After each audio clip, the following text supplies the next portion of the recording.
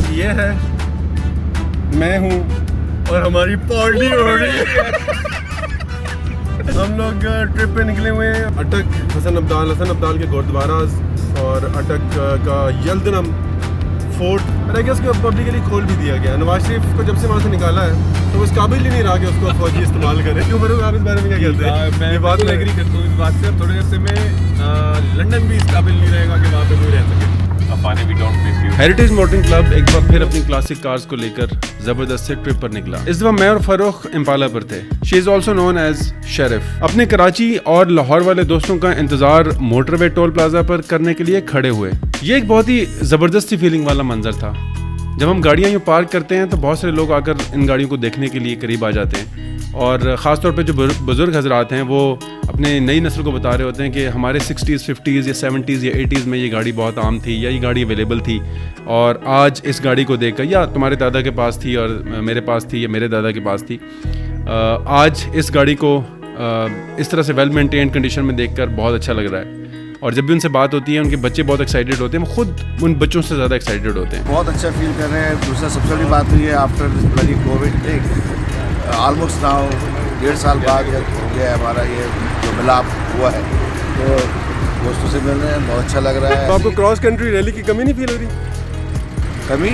अबे भाई बहुत बुरा हाल है, बहुत वी वर क्या कहते हैं उसको, we were dying to do this short trip अपने किए हैं, लेकिन ये जो हमारा बैन पाकिस्तान जिसे कहना चाहिए मैं, ये बड़ा हमारा लायक है कि अमेजिंग, और आई होप अल्लाह करे ये कोविड से जान छूटे, वी विल हैव मेनी मोर।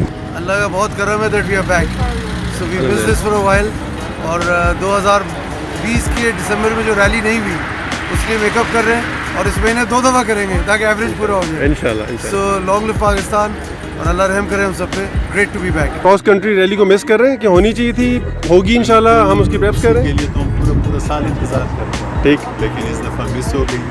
अब हम कोशिश करें छोटी छोटी रैलियाँ करके अपना वो जो क्रॉस कंट्री रैली है उसका थोड़ा बहुत कसर निकालें। कैसा लग रहा है आज? बहुत अच्छा लग रहा है, काफ़ी माशाल्लाह सारे दोस्त आए हुए हैं कराची से, लाहौर से, यहाँ मुलाकात भी हो गई और बड़ा अच्छा।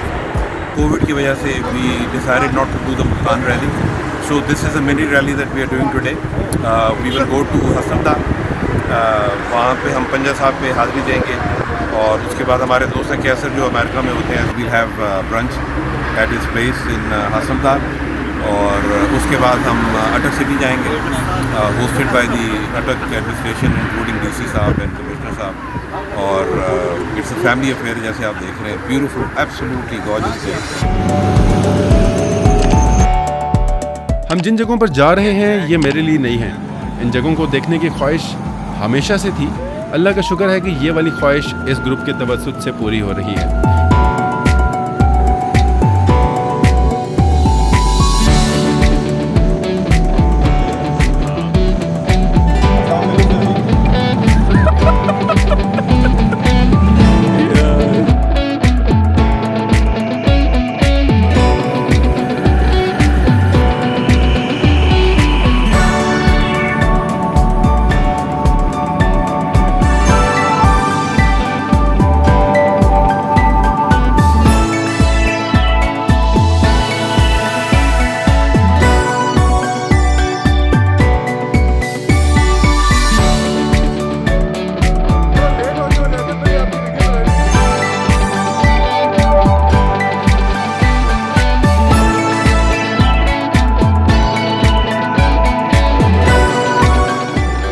सबसे पहले पंजा साहब जाकर ब्रेक लगाई और पूरी तारीख को सुना, जाना और समझा।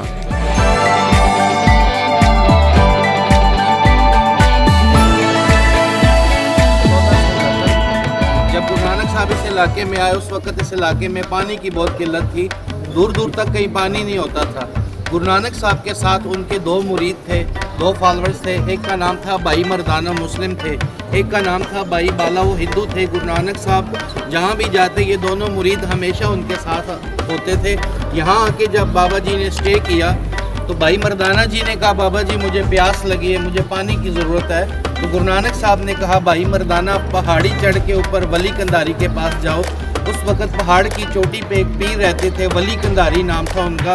उनके पास एक पानी का कुआं था, दूर दूर से लोग पानी लेने वली कंधारी के पास जाते थे। जब भाई मर्दाना जी को बाबा जी ने ऊपर भेजा तो वली कंधारी ने पानी देने से इनकार किया। उन्होंने कहा कि गुरु नानक साहब जो है इतने पहुँचे हुए पीर हैं, इतने पहुँचे हुए वली हैं, वो खुद पानी नहीं पैदा कर सकते। ये बात करके उन्होंने बग़ैर पानी दिए भाई मर्दाना जी को वापस भेज दिया।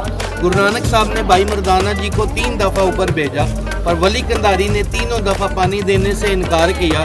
तीसरी दफ़ा जब भाई मर्दाना जी वापस आए, उन्होंने कहा बाबा जी वो किसी हालत में भी पानी देने को तैयार नहीं, आप कुछ कृपा करें। तो उस वक़्त यहाँ खड़े होकर गुरु नानक साहब ने दुआ की। दुआ करने के बाद ज़मीन पे एक स्टिक मारी तो ज़मीन से पानी का चश्मा फूट पड़ा और भाई मर्दाना जी पानी पीने लग पड़े। जब ऊपर वली कंधारी ने देखा कि उनका जो पानी का कुआं है उसका लेवल डाउन हो रहा है, पानी खुश्क हो रहा है, तो उनको बहुत गुस्सा आया। उस गुस्से में आके उन्होंने एक बड़ी सारी चट्टान, बड़ा सारा पत्थर नीचे की तरफ गिराया। उस वक़्त यहाँ पे भाई मर्दाना जी पानी पी रहे थे। उन्होंने कहा बाबा जी पहाड़ आ रहा है, पत्थर आ रहा है। तो गुरु नानक साहब ने उस पत्थर को हाथ से स्टॉप किया और पत्थर यहीं पे रुक गया और गुरु नानक देव महाराज जी के हाथ का पंजा लग गया। इस वजह से बाकी जो बिल्डिंग है बनी हुई है इस पंजा साहब के नाम की मुनासबत से। और ये पंजा साहब के जो चश्मे का पानी है सिख मज़हब के लोगों के लिए ये आबे ज़मज़म का मुकाम रखता है। पूरी दुनिया में जितने सिख ज़ायरीन रहते हैं हर बंदे की ये ख्वाहिश होती है कि मुझे ज़िंदगी में एक दफ़ा पाकिस्तान जाने का मौका मिले, जहाँ ननकाना साहब में बाबा जी का जन्म हुआ, यहाँ आके चिल्ला किया। करतारपुर जो भी बंदा है ना पंजे के ऊपर हाथ लगाएगा बिल्कुल हर बंदे का हाथ परफेक्ट आएगा। जो इबादत गाह है उसका ऐसे होता है कि पूरी दुनिया में आप कहीं भी जाएं, जो गुरुद्वारा होता है उसके 4 दरवाजे होते हैं। इन 4 दरवाज़ों का मकसद ये है कि बाबा गुरु नानक साहब ने कहा था कि दुनिया में 4 मज़हब हैं, मुसलमान, हिंदू, सिख, ईसाई। हर मज़हब का एक दरवाज़ा है। गुरुद्वारे में आने के लिए किसी मज़हब के लिए कोई पाबंदी नहीं है। ये 4 दरवाजे इस बात की वजाहत करते हैं। साल में 4 फेस्टिवल होते हैं यहाँ पे। एक मेन जो होता है बैसाखी का, जिसमें 12 से 14 अप्रैल को all over the world Sikh यात्री आते हैं। इसके अलावा नवंबर में गुरु नानक साहब का जन्मदिन मनाया जाता है। 14 से 16 जून को संगत आती है इंडिया से भी, पूरी दुनिया से। उसके अलावा 27 से 29 जून को महाराजा रणजीत सिंह, जिन्होंने ये बड़े सगीर में जब उन्होंने हुकूमत की 1799 से लेकर 1839 तक 40 साल उन्होंने बड़े सगीर पे हुकूमत की, तो अपने दौरे हुकूमत में उन्होंने जितने गुरुद्वारे आपको नज़र आ रहे हैं अफगानिस्तान से लेके दिल्ली तक उन्होंने अपने दौरे हुकूमत में बनाए थे ये गुरुद्वारे। ये जो हमें रूम नजर आ रहे हैं ये सारे रिहाइश के लिए रूम है। हर बंदे को गेट के साथ केयरटेकर रूम है, उसमें फीस पड़ी होती है। हर बंदे को फैमिली वाइज कोई फैमिली के साथ आता है, अकेला आता है, कमरे की चाबी दी जाती है। 500 के करीब कमरा है और तकरीबन 8000 बंदा एक टाइम इकट्ठा आ जाए तो एडजस्ट हो सकता है। और लंगर में ये होता है कि प्योर वेजिटेरियन होता है, कोई किसी दाल सब्जियां खीर वगैरह हर चीज़ होती है स्वीट डिशेस में, लेकिन सिर्फ मीट नहीं होता, मछली अंडा। सिख मज़हब के लोग अगर गोश्त खाते ना तो ये इनमें से आपको कोई भी मछली नज़र ना आती। ये इस वजह से सेफ है कि खाना मना है वहाँ पे। जगह जो असल मेन जगह है ना, हाथ का जो पंजा लगा हुआ है गुरु नानक साहब का, वो 1521 का है, पूरे 500 साल हो गए उसको।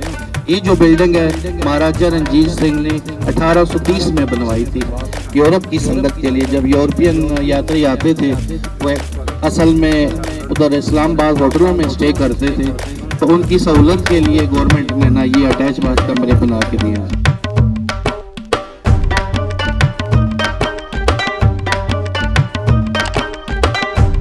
और यहाँ इबादत होती है सुबह शाम सिख मज़हब के हवाले से। गुरु नानक जी का कलाम जो है वो गाया जाता है और पढ़ा जाता है। सुबह शाम कोई टाइम के सुबह 2-2 घंटे सूरज डूबने से पहले, सूरज डूबने के बाद शाम को, और सवेरे जो है 4 बजे से लेकर 7 बजे। तो एक दफ़ा सूरज निकलने के बाद और एक दफ़ा सूरज डूबने के बाद।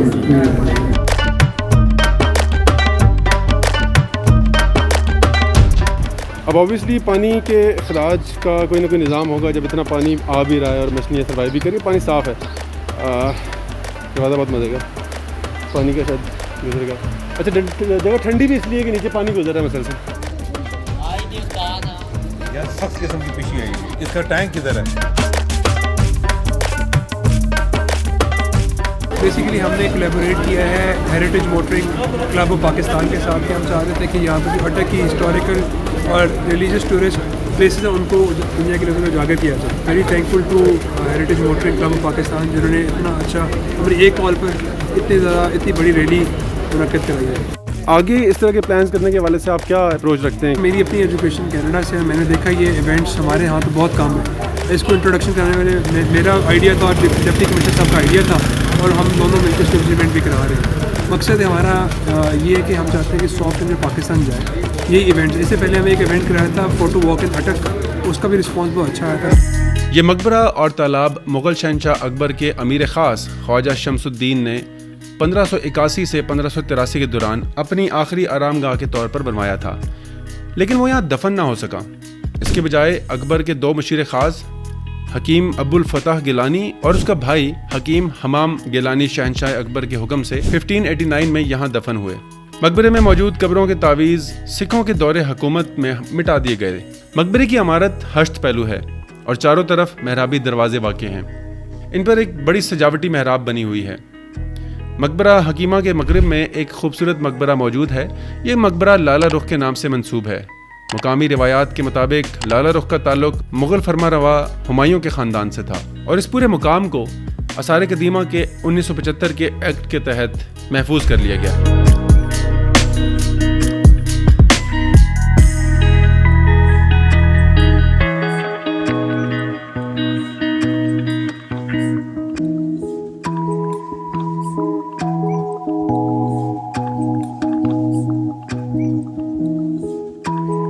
कैसर भाई के बहुत ही खूबसूरत और शानदार किस्म के घर में शानदार किस्म की मेहमान नवाजी ने दिल मोह लिए।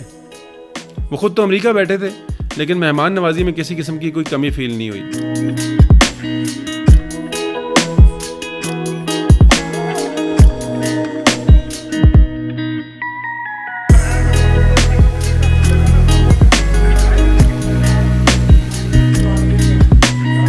मैंने उनको बहुत मिस किया। उनको इस ग्रुप फोटो में लाजमी होना चाहिए था।